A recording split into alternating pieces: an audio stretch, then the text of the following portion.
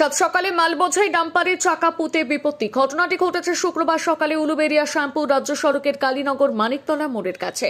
জানা গিয়েছে মালবোঝাই একটি ডাম্পার শ্যামপুরের দিকে যাচ্ছিল কালীনগর মানিকতলা মোড়ের কাছে। হঠাৎই চাকা পুঁতে বিপত্তি ঘটে। মাটি খুঁড়ে রাস্তার পাশ থেকে জলের পাইপলাইনের কাজ হচ্ছে, সেই কারণে রাস্তা ক্ষতিগ্রস্ত হয়ে রয়েছে, যার কারণে এই বিপত্তি ঘটেছে বলে স্থানীয় সূত্রে জানা গিয়েছে। ঘটনার জেরে দীর্ঘ যানজট সৃষ্টি হয় উলুবেড়িয়া শ্যামপুর রাজ্য সড়কে। যানজটে আটকে পড়ে স্কুল বাস সহ অ্যাম্বুলেন্স। খবর পেয়ে ঘটনাস্থলে আসে পুলিশ। প্রায় 2 ঘন্টা পর পুঁতে যাওয়া ডাম্পারটিকে সরানো হলে যান চলাচল স্বাভাবিক হয় উলুবেড়িয়া শ্যামপুর রাজ্য সড়কে।